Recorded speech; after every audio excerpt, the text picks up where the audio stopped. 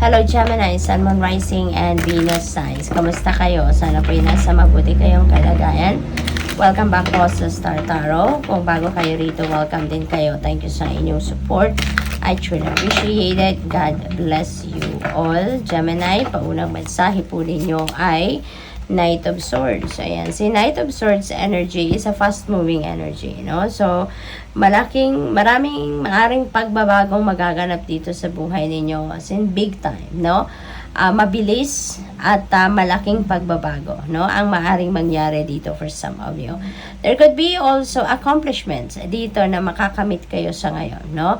May mga biglaang alam mo yun, yung ang bilis ng transition or ang bilis ng mga pangyayari and ma-accomplish ninyo kaagad dito kung ano man ang mga nilalakad ninyo or inaasikaso ninyo. Death energy, this is change, no? This is major change sa buhay ninyo, major transition na maaring mangyari dito sa buhay ninyo, so which is really beautiful kasi nga parang pagod na kayo parang pagod na kayo or sawa na kayo sa naging sitwasyon ninyo for so long, at ngayon eto nga magkakaroon na ng pagbabago. You're going to do something, you're going to create something different sa buhay ninyo sa ngayon kasi nga gusto mo na magbago ang inyong sitwasyon, ano? At saka kung ano man yung babaguhin ninyo dito, ang maganda rito kasi gusto ninyo yon, gusto ninyong baguhin ito, kaya you're going to be very determined and you're going to be very excited, and at the same time dito sa mga pagbabagong i-create ninyo sa buhay ninyo. And with that, diba, sa pagbabagong ito meron kayong aalisin, tatanggalin sa buhay ninyo, and you are welcome new, no? You're welcoming something new sa buhay ninyo.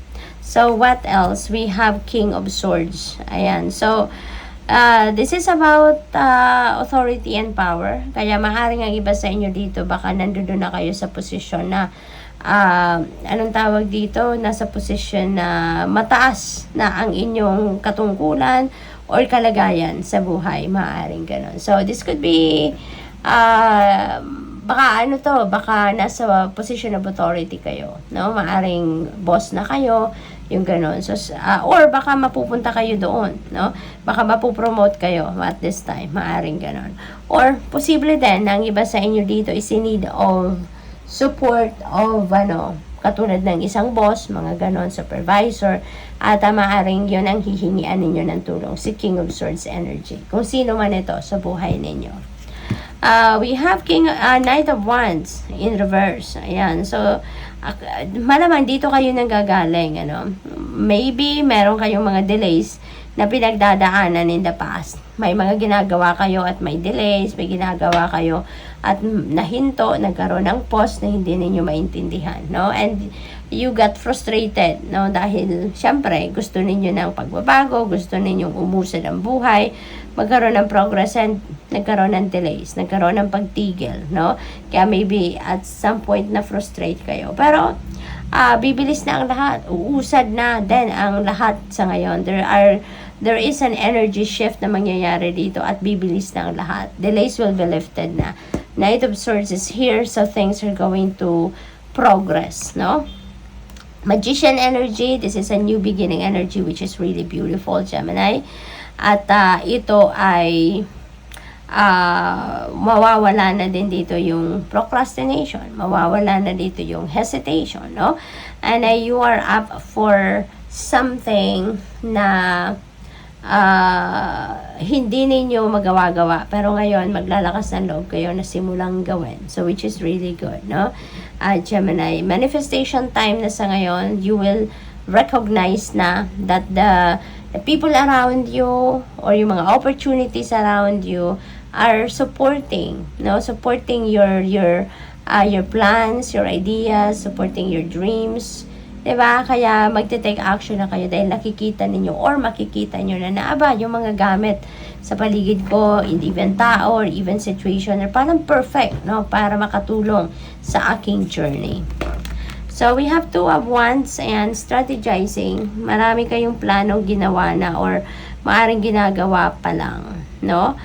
Depende sa inyong sitwasyon. But definitely, ang maganda rito, Kung ano ang idea ninyo dito, anong pinagpaplanuhan ninyo dito, nakikita nyo na ang support na padala sa inyo ng universe. Nakikita nyo na nandiyan dyan na ang mga tulong na pwede ninyong magamit para ma-carry out ninyo ang inyong mga plano. So, this is really beautiful. Travel or also may be, ang tawag dito, imminent for some of you. Maaring mag-overseas travel ang iba sa inyo. Maaring bumiyahe for different reasons, no? Baka pasyal, baka meron trabaho overseas, yung ganon. So, good luck. We have Hermit. Maaring ito din ang kailangan ninyong gawin dito, no? This will help you effectively then. Makapagmuni kayo, makapag-reflection kayo, makapag-introspection kayo. Magkakaroon kayo dyan ng linaw sa inyong isipan. Makikita niyo dyan kung ano yung best na gagawin ninyo, alin yung best path na tatahakin ninyo, no? What else? We have the Page of Wands, and there are good news coming your way, wonderful news coming your way that will inspire you, no? That will inspire you and will give you fresh ideas na makakatulong din dito sa ninyo, makakatulong sa manifest ninyo ng kung ano man ang mga gusto ninyong i-manifest, no? Makakatulong ito sa mga bagay na gusto ninyong gawin, tatahakin dito, and that will help you, no, na magawa ninyo ang mga bagay-bagay na kakailanganin ninyong gawin para nang sa gayon ma-carry out ninyo yung mga plans ninyo, mga ideas ninyo, kasi baka mga bagong opportunities din ang mga balitang ito na paparating sa inyo. So that could also open up, no, na mas marami pang pinto para sa inyo. So good luck. Thank you for watching. Love and light. Namaste.